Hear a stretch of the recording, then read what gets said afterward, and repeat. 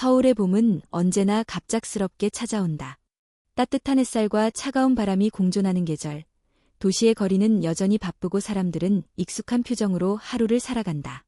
그러나 한지원에게 그 봄은 어느 해보다 낯설고 조용한 시작이었다. 한지원, 32. 6살 된 딸 소연이와 함께 홍대 근처의 작은 골목에서 조용히 살아가고 있다. 남편과 이혼한 지 4년. 한때는 디자인 전공자였지만 지금은 소규모 수공예 온라인숍을 운영하며 생계를 꾸려간다.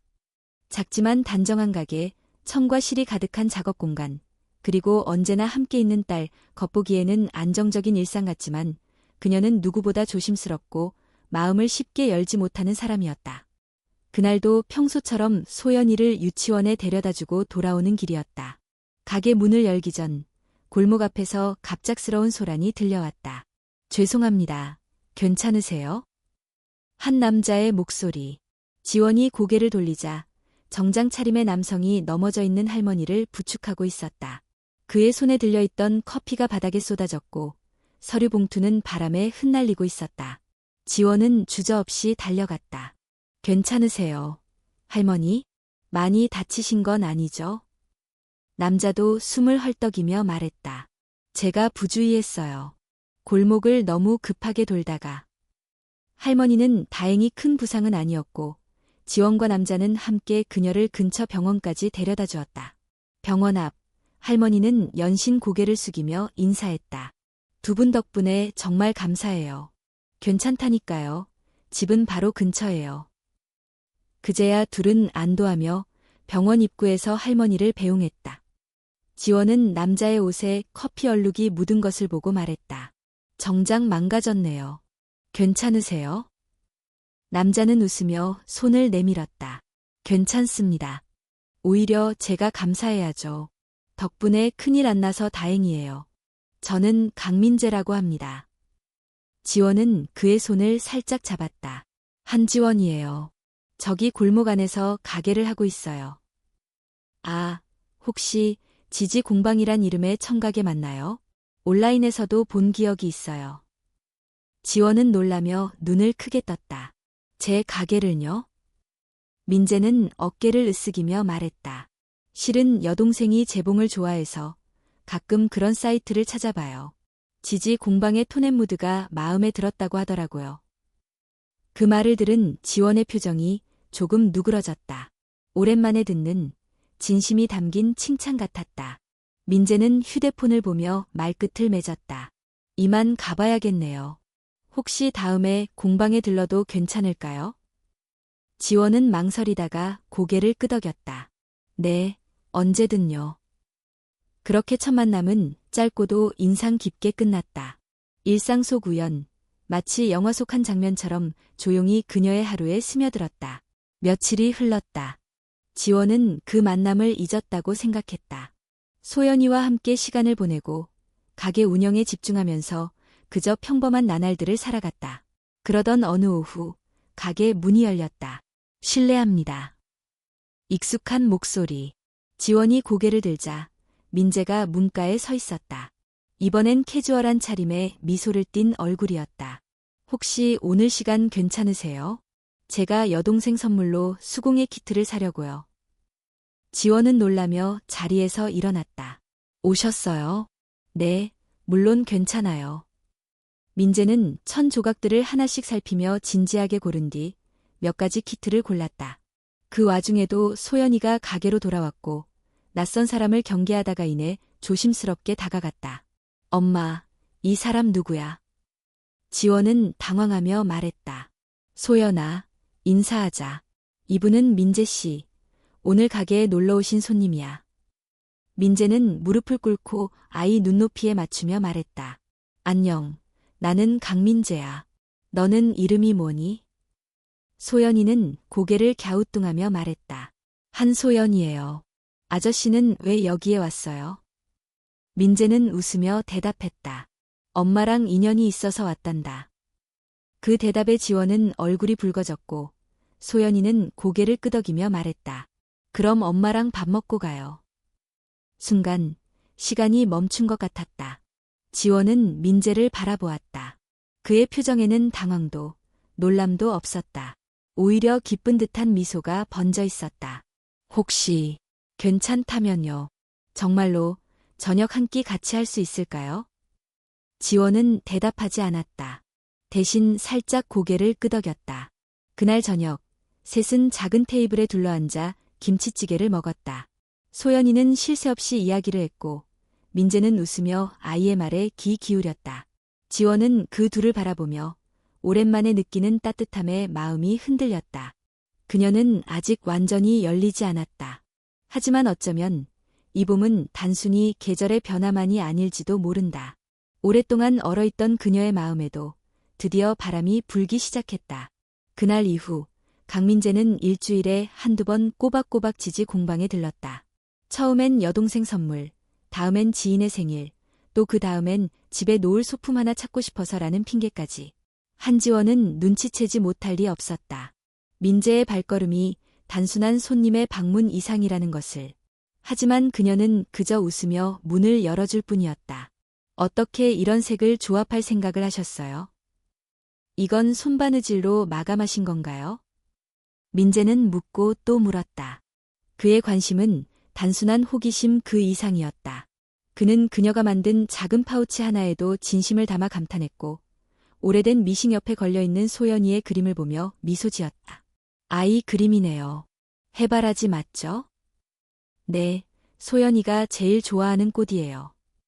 왜 해바라지예요? 늘 해를 보려고 하잖아요. 아이 눈엔 그게 멋져 보였나 봐요. 그 대화 이후 민재는 작은 해바라지 브로치를 만들어 왔다. 여기요. 처음 만들어 봤어요. 서툴지만 소연이에게 주고 싶어요. 지원은 브로치를 받아들고 한참을 바라보다가 고개를 숙였다. 감사해요. 정말 고맙습니다. 그 순간 지원은 오랜만에 누군가의 다정한 마음이 부담스럽지 않다는 걸 느꼈다. 그건 서툰 친절도 과한 관심도 아니었다. 그저 조용히 문을 두드리는 손길이었다. 며칠 뒤 민재는 더는 무언가를 사러 온 손님이 아니었다. 오늘 근처에서 미팅이 있었는데 점심은 드셨어요? 아직이요. 왜요? 혹시 함께 먹을 수 있을까 해서요. 두 사람은 홍대 끝자락의 작은 우동집에서 자리를 잡았다. 메뉴는 단출했고 식당은 조용했다. 그날 민재는 자신의 이야기를 조금씩 꺼냈다. 저 사실 이혼한 지 3년 됐어요. 아이는 없고 각자의 길을 조용히 가기로 했죠. 그땐 제가 회사 일밖에 몰랐어요. 사람 마음을 듣는 법을 몰랐죠. 지원은 놀라지 않았다. 오히려 마음이 놓이는 기분이었다. 세상에 자신처럼 상처받은 사람이 또 있다는 것. 그리고 그 사람이 그 상처를 숨기지 않는다는 것. 저도 비슷해요. 아이 아빠는 이기적인 사람이었어요. 아이보다 자신의 꿈을 택했고 우리는 남이 됐어요. 원망도 했지만 지금은 받아들이기로 했어요. 민재는 조용히 고개를 끄덕였다. 그들의 이야기에는 눈물도 분노도 없었다. 그냥 그렇게 지나온 시간들, 그리고 남겨진 잔상들. 식사 후 민재는 작은 봉투를 건넸다. 편지예요. 직접 말하면 어색할까 봐요. 집에 가서 읽어주세요. 지원은 봉투를 받아들며 미묘한 떨림을 느꼈다. 몇 년 동안 편지를 받아본 기억이 없었다. 아니, 누군가의 진심을 마주하는 일이 점점 사라져 있던 삶이었다. 그날 밤 소연이가 잠든 후 그녀는 조심스럽게 봉투를 열었다. 지원 씨에게. 처음 만난 날 골목에서 함께 넘어졌던 할머니를 도와주던 모습이 기억납니다.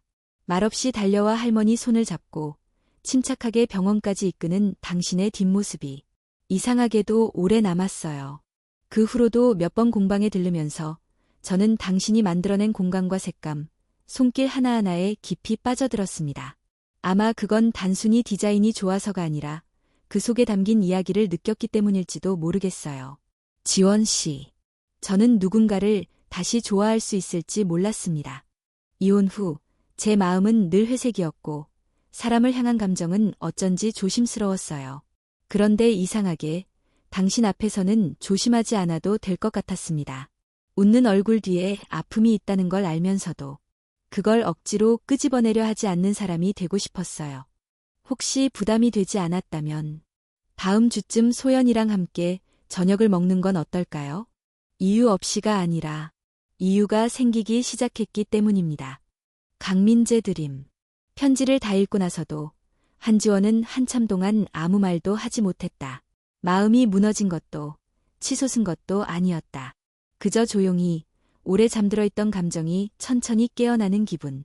그녀는 편지를 접어 다시 봉투에 넣고 책상 서랍 깊숙이 넣었다.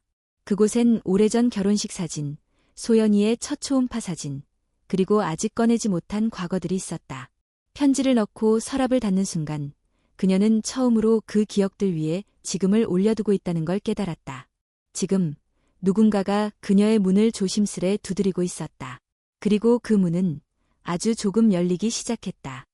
한지원은 민재의 편지를 여러 번 다시 읽었다. 조용한 밤, 아이가 자고 난 뒤 혼자만의 시간에 책상 앞에 앉아 봉투를 꺼내 들고 한 글자 한 글자 눈에 담았다. 그의 고백은 조심스러우면서도 솔직했고 다가오는 마음이 불편하지 않다는 사실에 그녀 스스로도 놀랐다. 오래도록 닫혀있던 마음의 문틈이 조금씩 벌어지는 소리가 들리는 듯했다. 며칠이 지나고 민재는 다시 공방에 나타났다. 이번에는 소연이를 위한 작은 손수건과 리본을 준비해왔다.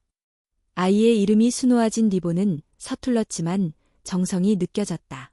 직접 하셨어요? 유튜브 보면서 배웠어요. 망친 게 더 많지만 이건 좀 나은 편이에요. 지원은 웃으며 고개를 끄덕였다. 소연이가 분명히 좋아할 거예요. 민재는 잠시 머뭇거리다 조심스럽게 말했다. 편지 읽으셨나요? 지원은 살짝 눈을 피했다가 고개를 끄덕였다. 네, 잘 읽었어요. 그 짧은 대화 속에서 민재의 눈에 스쳐간 안도의 빛을 지원은 놓치지 않았다. 그럼 이번 주 토요일 저녁 어떠세요? 부담 없는 식사 자리예요. 소연이랑 함께요. 지원은 잠시 망설이다가 대답했다. 네, 좋아요. 그렇게 약속한 토요일. 지원은 소연이와 함께 이태원의 작은 식당으로 향했다. 민재가 예약한 곳은 따뜻한 조명이 감도는 아담한 식당으로 외국 가정식 스타일의 음식을 제공하는 곳이었다. 식당에 도착했을 때 민재는 이미 자리를 잡고 있었다. 테이블 위에는 아이용 식기까지 세심히 준비되어 있었다. 소연이 왔구나. 오늘 뭐 먹고 싶어? 파스타. 정말 나도 파스타 좋아해. 둘은 금세 친구가 된 것처럼 자연스럽게 이야기꽃을 피웠고 지원은 그 모습을 멀리서 지켜보며 한동안 말이 없었다. 식사가 나왔고 셋은 함께 식사를 시작했다. 민재는 자신의 이야기를 하나씩 꺼냈다. 어릴 적 여동생과의 추억, 대학 시절 밴드 활동을 했던 이야기, 처음 직장을 잡고 밤샘하며 일하던 시절까지. 소연이는 그 이야기에 큰 눈을 반짝이며 귀를 기울였고 때때로 정말요? 하며 감탄을 터뜨렸다. 지원은 조심스럽게 웃었다.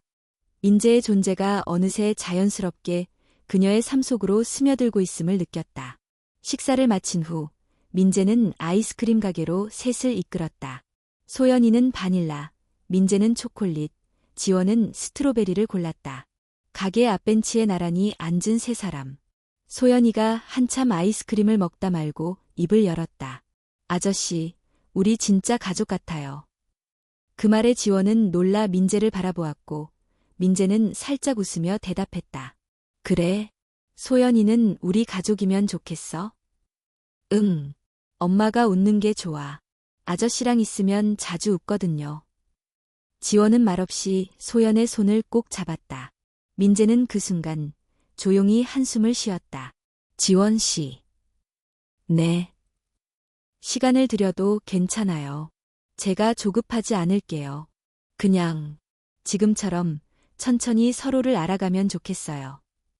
그날 밤 집으로 돌아오는 길 소연이는 뒷자리에서 금세 잠이 들었다. 운전석에 앉은 지원은 라디오에서 흐르는 잔잔한 음악을 들으며 창밖을 바라보았다. 도심의 불빛들이 물결처럼 흐르고 있었다.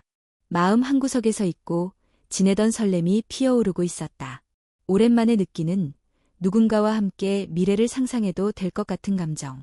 하지만 동시에 지원은 알고 있었다. 그 감정이 다시 자신을 덧처럼 붙잡을 수 있다는 것. 자신이 누군가에게 기대는 순간 또다시 무너질 수도 있다는 것. 집에 도착해 소연이를 재우고 난 후 지원은 오랜만에 자신의 일기장을 꺼냈다. 오늘 민재 씨와 소연이와 함께 저녁을 먹었다. 소연이는 행복해했고 나도 웃을 수 있었다. 하지만 나 자신에게 솔직해야 한다. 나는 아직 그를 완전히 믿을 준비가 되지 않았다.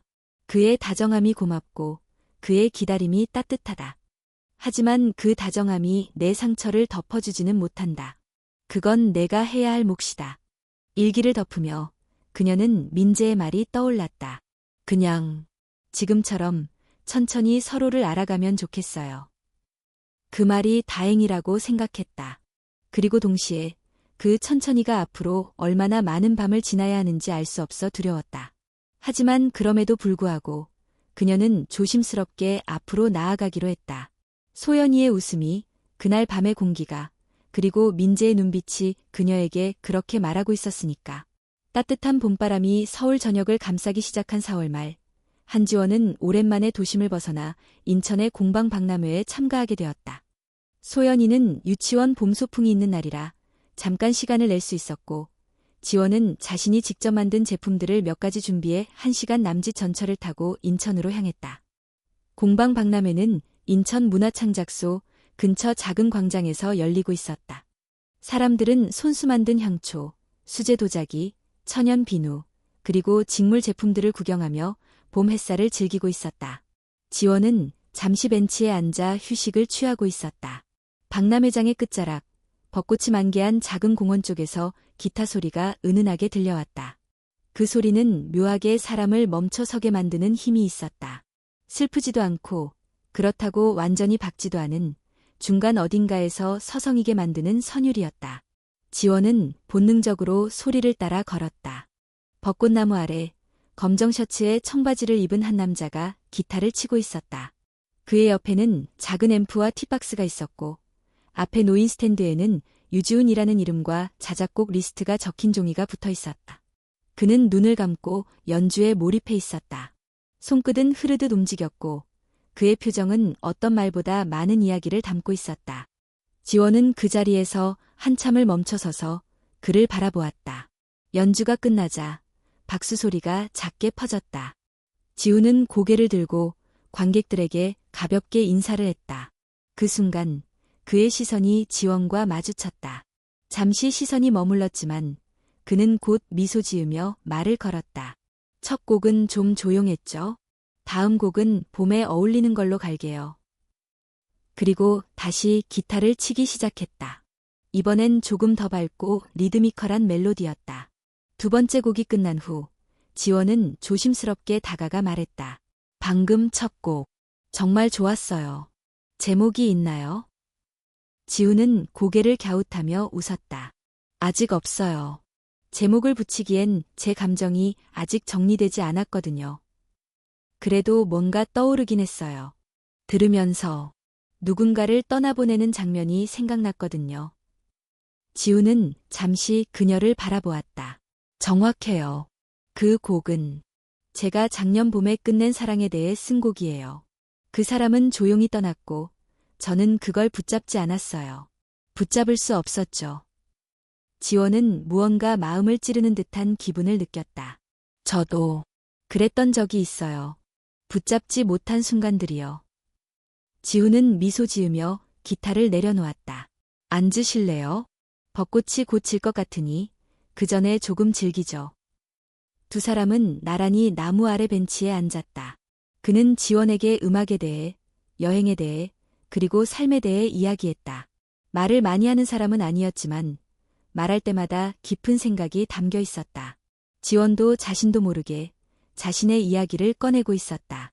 전 결혼했었고 지금은 딸아이랑 둘이 살아요. 아이가 전부예요. 제 세계, 제 중심. 지훈은 조용히 고개를 끄덕였다. 그 세계 안에 다른 사람을 들이는 건 쉽지 않죠.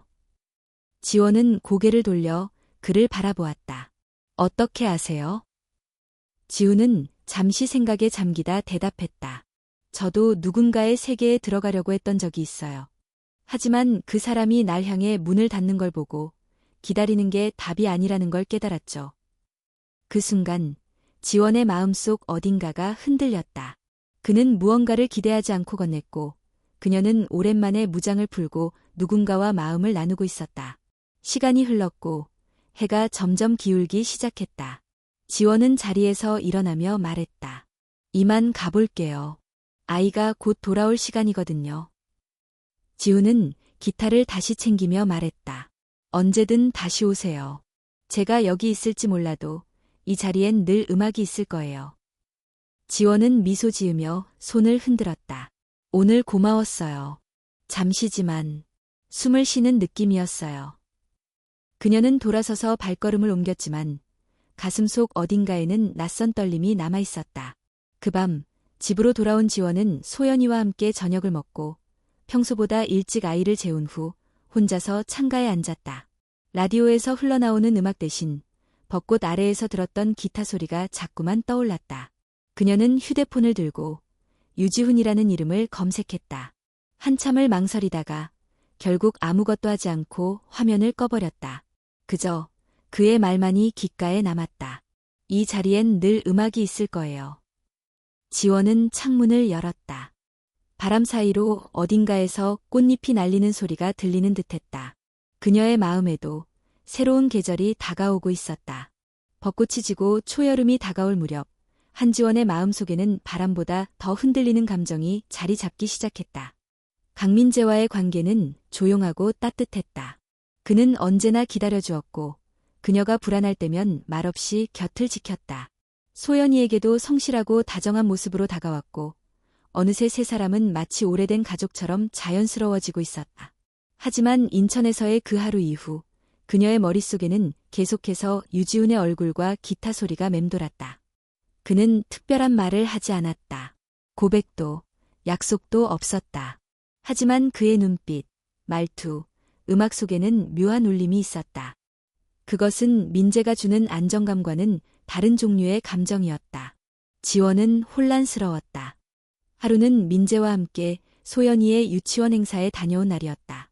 사진도 찍고 놀이도 함께한 그날, 집으로 돌아오는 길에 민재가 말했다. 요즘 표정이 조금 달라졌어요. 지원은 놀라서 고개를 돌렸다. 무슨 뜻이에요? 조금 멀어진 느낌이랄까. 말로 설명하긴 어렵지만 뭔가 생각이 많아 보여요. 그는 억지로 묻지 않았지만 그의 말은 정확히 지원의 마음을 찔렀다. 그날 밤 그녀는 거실에 홀로 앉아 있었다. 소연이는 이미 잠든 시간이었고 TV는 켜져 있었지만 소리는 들리지 않았다. 손에는 지훈이 공연 당시 준 명함이 들려 있었다. 그녀는 결국 메시지를 보냈다. 안녕하세요. 지난번 인천에서 벚꽃 아래서 뵌 한지원입니다. 오늘 당신의 음악을 듣고 싶어요. 답장은 금방 왔다. 내일 저녁 7시 연남동 골목 끝 버스킹 자리에 있어요. 오실 수 있다면 반가울 거예요. 지원은 아무 말 없이 휴대폰을 내려놓았다. 그리고 그 다음 날 그녀는 연남동으로 향했다. 작은 골목 끝 연등이 켜진 조용한 공간. 지훈은 기타를 조율하며 앉아 있었다. 그녀를 발견한 그는 말없이 고개를 끄덕였고 기타 소리가 흐르기 시작했다. 이번 곡은 전날보다 더 감성적이었다. 마치 비 오는 날 창밖을 바라보는 듯한 고요하면서도 깊은 곡이었다. 연주가 끝난 후 지원은 다가갔다. 오늘 곡은 어떤 이야기예요? 지훈은 잠시 웃었다. 그냥 누군가를 향해 마음이 가는 순간에 대해요. 이유도 설명도 필요 없는 그런 순간. 지원은 말없이 고개를 끄덕였다. 지훈은 그녀 옆에 앉으며 물었다. 지원 씨는 지금 행복하세요? 그 질문에 그녀는 바로 대답할 수 없었다. 모르겠어요. 모든 게 편안하고 감사한데 그런데도 마음 한쪽이 비어있는 느낌이에요. 지훈은 그녀의 손을 보며 조심스럽게 말했다. 저는 그런 당신이 싫지 않아요. 빈 부분까지도 당신의 일부니까요. 그날 밤, 지원은 처음으로 민재에게 거리를 두기로 결심했다. 다음 날, 그녀는 민재를 공방으로 불렀다. 민재 씨, 우리 잠시 시간을 가지면 좋겠어요. 민재는 그녀의 말을 조용히 들었다. 지금 제 감정이 누구에게도 솔직하지 못한 상태예요. 제가 어떤 선택을 하든 상처를 줄 것 같고, 그래서 더 무섭고 조심스러워요. 민재는 고개를 끄덕였다. 그 말이 더 아프네요. 하지만, 이해해요. 제가 기다릴 수 있다고 했지만, 그건 당신이 혼자 흔들리지 않도록 붙잡아줄 수 있을 때 이야기죠. 그는 잠시 뜸을 들이다 마지막으로 말했다. 무엇을 선택하든 당신이 자신에게 솔직하길 바랄게요. 민재가 돌아간 후 지원은 마치 뭔가 놓쳐버린 듯한 공허함에 사로잡혔다. 그날 밤 지훈에게 또다시 메시지를 보냈다. 오늘은 당신의 음악을 듣고 싶지 않아요. 그냥 침묵이 필요해요. 지훈은 짧게 답했다. 그 침묵마저도 음악이 될 수 있어요. 기다릴게요. 그녀는 울지도 웃지도 못한 채 조용히 창밖을 바라보았다. 창밖에는 여름비가 조용히 내리고 있었다. 그녀의 마음속에서도 조용한 빗방울이 흘러내리고 있었다. 서울 한복판의 여름은 유난히 숨이 막혔다. 밤이 되어도 열기는 식지 않았고 한지원은 연신 부채질을 하며 소연이의 이마를 만졌다. 소연아, 많이 덥지? 괜찮아. 응. 근데 머리가 좀 아파. 이상했다. 낮부터 약간 열이 있었던 소연이는 시간이 지날수록 점점 말이 없어지고 얼굴도 창백해졌다. 지원은 해열제를 먹였지만 효과는 미미했다. 밤 10시가 넘어가면서 아이의 이마는 불덩이처럼 달아올랐다. 그리고 갑자기 소연이의 몸이 떨리기 시작했다. 소연아, 소연아. 아이는 눈을 반쯤 감은 채 의식을 놓은 듯했다. 지원은 당황한 채로 휴대폰을 들었다. 119에 신고할까 하다. 손이 먼저 향한 곳은 강민재였다. 민재 씨, 도와주세요. 소연이가 이상해요. 지금 병원에 데려가야 해요. 그는 대답도 묻지도 않고 바로 대답했다. 금방 갈게요. 바로 근처 세브란스 응급실로 가세요. 제가 거기서 만날게요. 지원은 떨리는 손으로 소연이를 안고 택시를 잡아탔다. 눈앞이 흐려졌고 심장은 귀에까지 울렸다. 응급실에 도착하자 민재는 먼저 와서 기다리고 있었다. 그는 그녀의 품에서 소연이를 받아들고 바로 접수대로 달려갔다. 의사들은 신속하게 아이를 데려가며 말했다. 고열에 의한 경련입니다. 지금 바로 진정시킬 약을 투여하겠습니다. 지원은 의자에 털썩 주저앉았다. 민재는 그녀 옆에 앉아 아무 말 없이 손을 잡았다. 괜찮을 거예요. 소연이는 강한 아이잖아요. 그 말에 지원은 입술을 깨물었다. 고개를 끄덕이려고 했지만 눈물이 먼저 쏟아졌다. 내가 너무 늦게 알아챘어. 그냥 피곤한 줄만 알았는데. 민재는 그녀의 어깨를 감싸며 조용히 말했다. 지원 씨는 늘 최선을 다하고 있어요. 누구보다. 시간은 지독하게 천천히 흘러갔다. 소연이는 치료 후 안정 상태에 들어가 병실로 옮겨졌고 의료진은 다행히 위급 상황은 넘겼다고 설명했다. 그제야 지원은 숨을 고를 수 있었다. 병실 안 소연이는 얌전히 자고 있었고 민재는 자리를 피해 복도에서 커피를 사오고 있었다. 그때 병원 복도 끝에서 누군가 다가오는 발소리가 들렸다. 지원은 고개를 들고 놀랐다. 유지훈이었다. 그는 숨을 고르며 다가왔다. 땀으로 젖은 셔츠, 헐떡이는 숨결, 그리고 걱정으로 가득 찬 눈빛. 괜찮아요? 소연이는 괜찮은 거예요? 지원은 순간 멍해졌다. 지훈 씨가 어떻게? 오늘 저녁 문자 안 온 거 보고 뭔가 이상해서 결국 공방 앞까지 갔는데 불 꺼져 있어서 그냥 느낌이 안 좋았어요. 그는 눈을 병실 쪽으로 돌렸다. 괜찮아요? 응급처치는 끝났어요. 지금은 자고 있어요. 두 사람 사이엔 어색한 침묵이 흘렀다. 지훈이 먼저 입을 열었다. 제가 여기 오는 게 맞는 건지 모르겠지만 그냥 아무 말도 안 하고 있을 수 없었어요. 바로 그때 민재가 커피 2잔을 들고 돌아왔다. 세 사람의 시선이 교차했다. 공기 속에 묵직한 긴장이 감돌았다. 민재는 지훈을 보며 말했다. 안녕하세요. 들은 적 있어요.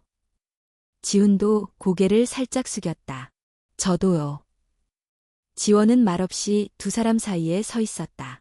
자신이 지금 어떤 선택을 해야 하는지도 모른 채 그저 심장이 점점 더 무거워지는 느낌이었다.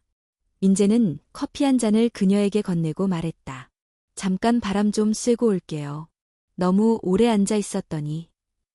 그가 자리를 비운 사이 지훈은 조용히 물었다. 힘들죠? 지원은 고개를 끄덕였다. 정말 많이요. 지훈은 그녀의 옆자리에 앉지 않고 벽에 기대어 섰다.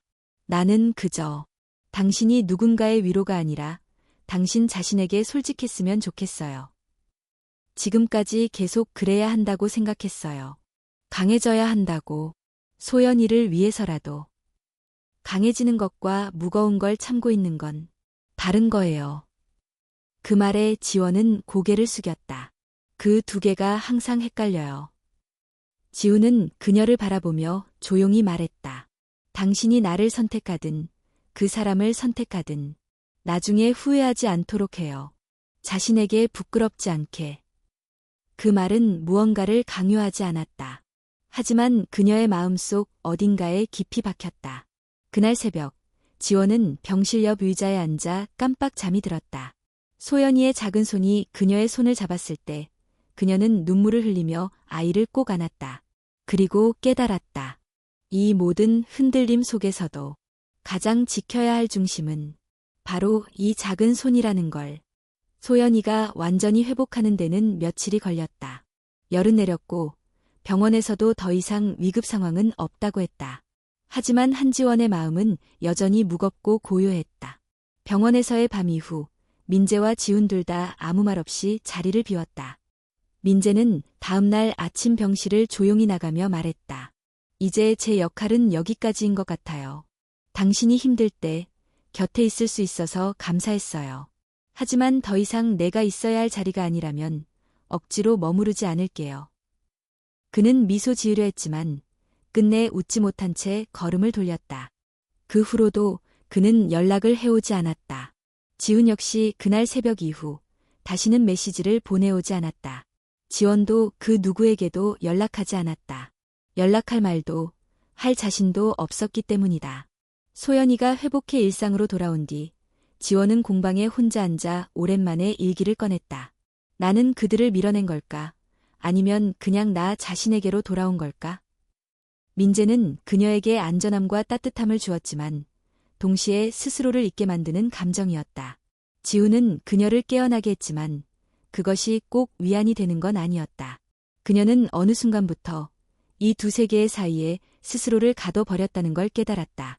결국 누구를 택하든 누군가가 상처받을 수밖에 없는 선택이었다. 그리고 더 무서운 건 그 선택을 통해 자신이 또다시 누군가에 기대려고 한다는 사실이었다. 이제 그녀는 그런 관계에서 벗어나고 싶었다. 누군가의 보호 아래 아닌 자신의 삶을 다시 짓고 싶었다. 며칠 뒤 공방에 손님 하나가 찾아왔다. 30대 초반의 여자였고 어딘가 불안한 눈빛을 가지고 있었다. 혹시 여기 블로그 지금 혼자입니다를 운영하시는 분 맞으세요? 지원은 놀라며 고개를 끄덕였다. 그 블로그는 그녀가 병원에서 돌아온 이후 시작한 개인 프로젝트였다. 이름을 내세우지 않고 그저 매일 일상을 글로 남기는 공간. 아이를 키우며 겪는 감정, 무너지는 날, 회복하는 순간, 고요한 밤에 떠오르는 생각들. 지금까지는 단지 자신만을 위한 공간이라 여겼는데 누군가가 그 글을 읽고 찾아온 것이다. 그 여성은 떨리는 목소리로 말했다. 저 얼마 전 이혼했어요. 그리고 아이가 둘이에요. 매일 우울해서 아무것도 못하다가 우연히 그 블로그를 읽고 처음으로 살아보고 싶다는 생각을 했어요. 지원은 말을 잇지 못한 채 눈을 맞췄다. 그녀의 눈 속엔 과거의 자신이 있었다. 무기력하고 두려웠지만 간절히 무언가에 기대고 싶어 했던 그때의 자신. 그날 이후 지원은 블로그에 좀 더 솔직한 글을 쓰기 시작했다. 누군가에게 위로가 될 수 있다는 사실이 그녀를 다시 살아있게 만들었다. 그녀는 민재와 지훈에게는 여전히 연락하지 않았다. 연락할 필요가 없었다. 감사했다. 두 사람 모두 그녀에게 사랑의 모양이 얼마나 다양한지를 알려준 사람들이었다. 하지만 지금 그녀가 필요한 건 사랑이 아니라 자기 자신이었다. 공방은 점점 더 많은 사람들이 찾기 시작했다. 그녀의 블로그를 보고 왔다고 말하는 사람들. 지지 공방의 천을 만지며 이건 마음을 감싸주는 촉감 같아요 라고 말해주는 사람들. 그녀는 처음으로 느꼈다. 자신이 무언가가 되어가고 있다는 감각을. 누구의 연인이 아닌, 누구의 엄마로만도 아닌 한지원이라는 존재로. 어느 비 오는 오후 우체통에 작은 편지 한 통이 들어있었다. 보낸 사람 이름은 없었다. 지원 씨. 오랜 시간 동안 당신의 뒷모습을 지켜보았습니다. 가끔은 함께 걷고 싶었고, 가끔은 멀리서 바라만 보는 것이 더 맞다고 느꼈습니다. 당신이 웃을 때 저도 웃었고, 당신이 울 때 제 마음도 같이 젖었습니다. 당신이 누구와 함께하든 혹은 혼자이든 그 삶이 온전하길 바랍니다. 당신의 걸음이 흔들릴 때 그 흔들림조차도 아름답기를. 어느 이름 없는 사람으로부터. 지원은 봉투를 조심히 접어 서랍에 넣었다. 그 서랍에는 이제 민재의 손편지, 지훈의 명함, 그리고 소연이의 유치원 그림들 사이에 자신의 흔적들이 하나둘 쌓여가고 있었다. 누군가에게 의지하지 않고 자신의 서랍을 채워나가는 삶. 그녀는 마침내 그 고요한 이별 안에서 스스로를 선택하고 있었다. 한지원의 일상은 조금씩, 그러나 분명히 달라지고 있었다. 이제 아침은 단순히 하루를 견디기 위한 시작이 아니었다.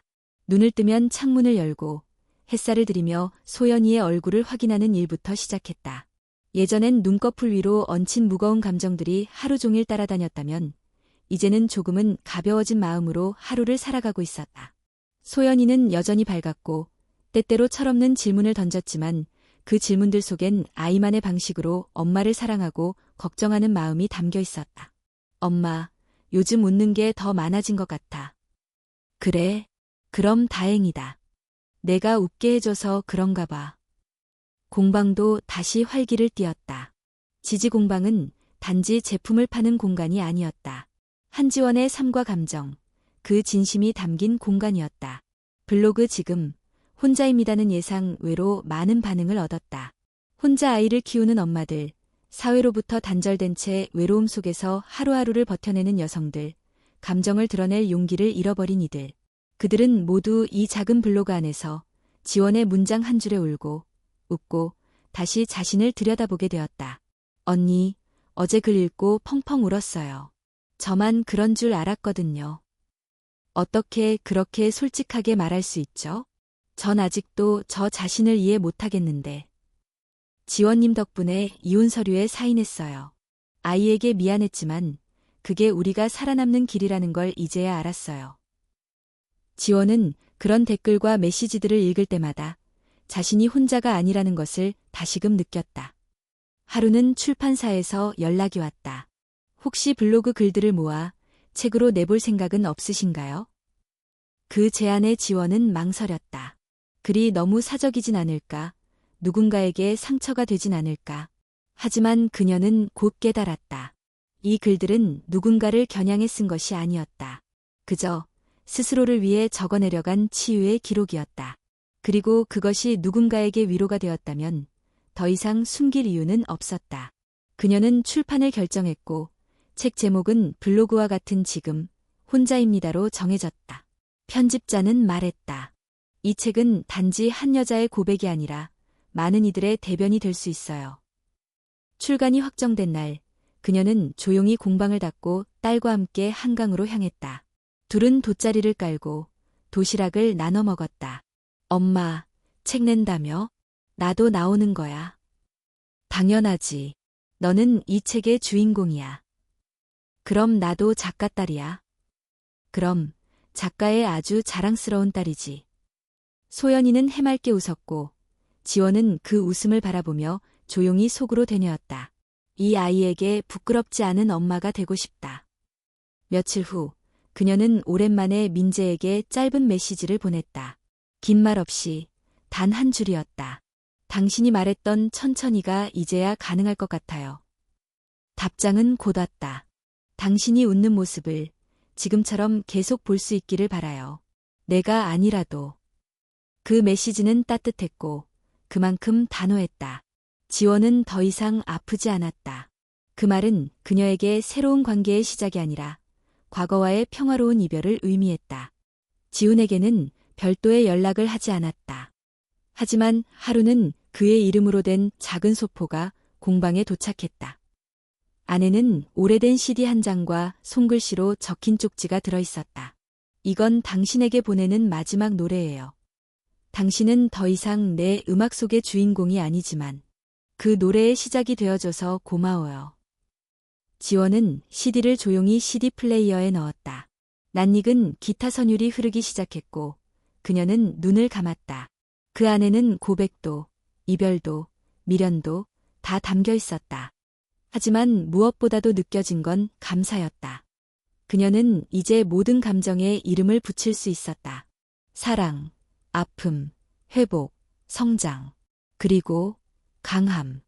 한지원은 더 이상 누군가에게 기대는 여자가 아니었다.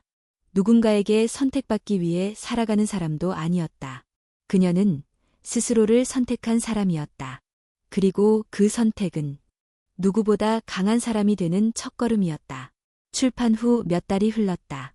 책은 조용한 반응 속에서 예상보다 깊은 울림을 만들어냈다. 어떤 이는 도서관에서 책을 우연히 집어들었고 어떤 이는 블로그를 통해 먼저 마음을 열었다. 한지원은 여전히 홍대 골목의 지지 공방에서 하루를 보냈지만 어느 순간부터 바깥 세상이 더 넓게 보이기 시작했다. 지나가던 사람들이 그녀를 알아보기도 했고 때로는 인터뷰 요청이 들어오기도 했다. 그 모든 것 속에서도 그녀는 조용히 중심을 지켰다. 변하지 않으려 애쓴 것이 아니라 이제는 스스로 흔들리지 않을 수 있을 만큼 단단해졌기 때문이었다. 그리고 어느 날 우연히 SNS에서 전주의 오래된 한옥 공방이 폐업한다는 소식을 보게 되었다. 사진 속 작은 기와집, 나무문, 그리고 햇살이 머무는 마당. 마치 오랜 시간 자신을 기다려준 장소 같았다. 그녀는 충동적으로 그러나 이상하리만큼 망설임 없이 결심했다. 소연이와 함께 전주로 이사를 가기로. 엄마, 우리 진짜 전주로 가는 거야? 응, 그 집에는 마당도 있고 내가 뛰어놀 수 있는 공간도 있어. 서울 친구들이 좀 보고 싶겠지만 괜찮을 것 같아. 나 이제 어디서든 잘 지내는 법 알잖아. 소연이의 말에 지원은 미소 지었다. 이 아이도 자신처럼 자라나고 있었다. 어디서든 뿌리를 내릴 수 있는 단단한 아이로. 이사 당일 민재가 트럭 옆에서 상자를 들어주며 말했다. 진짜 가는구나. 응, 서울이 그리워질지는 모르겠지만 지금은 가야 할 때 같아. 가끔은 멀어지는 게 서로에게 좋은 일일 수도 있지. 그 말에 지원은 고개를 끄덕였다. 그동안 고마웠어요. 나를 나답게 다시 만들어줘서. 그건 당신이 해낸 일이야. 난 그냥 옆에 있었을 뿐이고. 트럭이 출발할 때 민재는 손을 흔들었다. 지원은 창밖으로 그 모습을 오래도록 바라보았다. 그건 슬픔이 아닌 고요한 감사의 이별이었다. 전주는 생각보다 더 조용하고 더 따뜻했다. 한옥 공방은 오래된 기와와 창호지 사이로 햇살이 깊이 스며들었고 마당에는 작은 감나무 한 그루가 있었다. 그녀는 공방의 이름을 새로 지었다. 하루숨. 하루쯤은 그냥 숨 쉴 수 있는 공간이 되었으면 해서요. 지원이 설명하면 마을 사람들은 고개를 끄덕이며 웃었다. 소연이는 전주의 초등학교로 전학을 갔고 금세 친구들과 친해졌다. 학교에서 돌아오면 마당에서 책을 읽거나 공방 한쪽에서 엄마를 도왔다. 어느 날 오후 지원은 전주의 작은 북카페에서 초청 강연을 하게 되었다. 주제는 혼자라는 이름으로 다시 걷기. 처음엔 거절하려 했다. 그녀는 여전히 누군가 앞에 서는 것이 익숙하지 않았기 때문이다. 하지만 북카페 주인이 한마리 마음을 움직였다. 지원 씨의 글은 조용한 목소리인데 그게 더 멀리 닿더라고요. 그날 강연은 예상보다 많은 이들이 찾아왔다. 중년 여성, 젊은 싱글맘, 이혼 후 홀로 살아가는 아버지, 그리고 조용히 뒷자리에 앉은 청년들까지. 지원은 마이크 없이 이야기했다. 책을 썼던 이유, 아이를 키우며 느낀 외로움, 사랑을 받아들이는 게 아니라 떠나보내는 것이 더 어려웠던 순간들. 가장 많이 묻는 질문이 있어요. 이제 행복하냐는 질문이에요. 사실 아직도 어떤 날은 두렵고 외롭고 흔들려요. 하지만 그런 날에도 저는 저를 사랑하려고 해요. 그게 제가 아이에게 줄 수 있는 가장 좋은 선물 같거든요. 강연이 끝난 후 한 청년이 조심스럽게 다가왔다. 실례합니다. 혹시 기억하실지 모르겠지만 저 지훈 씨 후배입니다. 지원은 잠시 놀랐다. 지훈이라는 이름이 입에서 오랜만에 흘러나왔다. 그 사람, 요즘도 음악하나요? 네, 지금은 제주에서 지내요. 조용히, 그리고 여전히 기타 치며 노래하고 있어요. 아마 지금도 당신 이야기를 떠올릴지도 몰라요. 지원은 웃었다. 어느 날은 그의 노래가 그립기도 했고, 어느 날은 그의 이름조차 떠오르지 않았다. 하지만 지금 이 순간, 그의 소식은 마치 한 장의 오래된 엽서처럼 가슴을 따뜻하게 만들었다. 그 사람에게 고맙다고 전해주세요. 그리고 잘 지내라고요. 전주의 밤은 서울보다 훨씬 빠르게 깊어졌다. 그날 밤, 그녀는 감나무 아래에 앉아 하늘에 떠있는 별들을 바라보았다. 모든 것이 흐르고 있었다. 시간도, 사람도, 감정도. 하지만 그 흐름 속에서 자신은 더 이상 떠밀리는 존재가 아니었다. 이제 그녀는 자신이 향할 곳을 스스로 정할 수 있었고, 그곳에서 새로운 하루를 만들어갈 수 있었다. 그녀는 드디어 진짜 자신이 되어가고 있었다. 전주의 겨울은 서울보다 조용하고 깊었다. 눈은 자주 오지 않았지만 바람에는 오래된 시간의 냄새가 묻어 있었다. 그 속에서 한지원은 묵묵히 자신의 계절을 살아내고 있었다.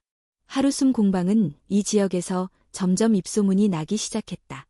서울에서 내려온 작가이자 엄마, 그리고 장인이 운영하는 조용한 한옥 공방.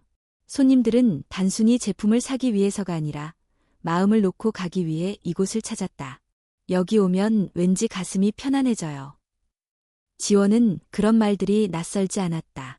이 공간이 자신에게도 그런 의미였으니까. 아픔을 내려놓고 매일을 다시 시작할 수 있는 곳. 소연이는 더 이상 엄마, 언제 서울 가? 라고 묻지 않았다. 학교에서 친구들과 어울리고 주말이면 마당에서 텐트를 치고 놀았다. 감나무에 올라갔다가 혼나기도 했고 동네 강아지를 따라다니다가 흙투성이가 되기도 했다. 어느 날 저녁 소연이가 식탁에서 말했다. 엄마, 나 크면 여기서 공방할래. 지원은 웃으며 물었다. 엄마처럼 천 만질 거야. 아니, 나는 그림 그릴래. 근데 엄마 옆에 있을 거야. 여기가 제일 좋아. 그 말에 지원은 말없이 소연이의 머리를 쓰다듬었다. 이 아이는 언젠가 자기만의 길을 걷게 될 테지만 그 길이 어디든 무너지지 않을 근력을 키우고 있다는 걸 알았다. 출판사에서는 두 번째 책 제안을 해왔다. 블로그를 시작으로 첫 책에 이어 이제는 혼자가 아니게 된 시간들을 기록해보자고 했다. 처음엔 망설였다. 이제는 과거를 떠올리기보다 앞으로 가고 싶었으니까. 하지만 다시 펜을 들었을 때 그녀는 알았다. 글은 회상이 아니라 확인이었다. 자신이 얼마나 멀리 왔는지, 얼마나 무너지지 않았는지를 되새기는 일. 책에 서문을 쓰며 그녀는 이렇게 적었다. 이 책은 고백이 아니라 인사입니다. 그동안 고마웠어요. 내 안의 아픔, 외로움, 그리고 나를 살게 했던 모든 사람들에게. 봄이 오기 직전의 어느 날, 전주 시립도서관에서 작은 낭독회가 열렸다. 그녀는 그 자리에서 새로운 글을 읽었다. 그날은 특별히 소연이도 객석 맨 앞자리에 앉아 있었다. 처음에는 무서웠습니다. 혼자가 되면 세상이 나를 밀어낼까봐, 아무도 내 이야기를 들어주지 않을까봐. 하지만 혼자라는 건 나에게 말할 수 있는 시간이 생긴다는 뜻이기도 했습니다. 그리고 그 고요 속에서 나는 내 목소리를 들을 수 있었습니다. 지금 내가 누군지 알게 되었고 어떻게 살아야 할지 배웠습니다. 낭독이 끝난 후 사람들은 조용히 박수를 쳤다. 그날 어떤 중년의 여성이 다가와 물었다. 지원님은 이제 완전히 치유되셨나요? 지원은 망설이지 않고 대답했다. 아니요. 저는 여전히 회복 중이에요. 근데 이제는 그 회복의 과정을 부끄러워하지 않아요. 그녀의 말에 여성은 울듯 말듯 고개를 끄덕였다. 봄이 완연해졌을 무렵 지원은 감나무 아래 작은 테이블을 꺼내고 찻잔 2개를 올렸다. 햇살은 따뜻했고 바람은 부드러웠다. 그날 오후 먼 곳에서 손님이 찾아왔다. 낯익은 얼굴. 한동안 보지 못했던 그러나 잊지 않았던 그 사람. 유지훈. 그는 기타가 든 가방 하나와 변함없는 눈빛을 가지고 있었다. 오랜만이에요. 정말 오랜만이네요. 그는 감나무를 바라보며 말했다. 여기 당신한테 잘 어울려요.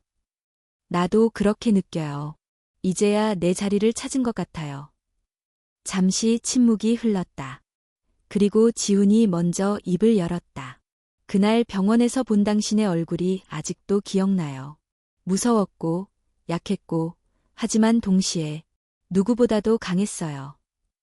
지원은 천천히 고개를 끄덕였다. 그날 이후로 나는 나를 다시 만들기 시작했어요. 당신 덕분에, 민재 씨 덕분에, 그리고 무엇보다 나 자신 덕분에. 지훈은 웃으며 기타를 꺼냈다. 여기선 연주해도 되나요? 물론이죠. 여긴 하루쯤 숨 쉴 수 있는 곳이에요. 지훈의 손끝에서 멜로디가 흘러나왔다. 예전보다 더 부드럽고 더 단단한 소리. 지원은 눈을 감고 들었다. 소연이는 창가에서 엄마를 바라보다가 조용히 마당으로 나와 옆에 앉았다. 세 사람. 세 계절을 지나 다시 만난 봄. 그 누구도 과거를 묻지 않았고 미래를 약속하지도 않았다. 그저 지금 이 순간에 집중하고 있었다. 햇살 아래 노래는 계속되었고 바람은 살랑이며 감나무 가지를 흔들었다. 한지원은 알았다. 이제 그녀는 어디서든 다시 시작할 수 있다는 걸. 누구와 함께든 혹은 혼자든 자신의 걸음을 믿고 나아갈 수 있다는 걸. 그리고 봄은 언제나 다시 온다는 걸.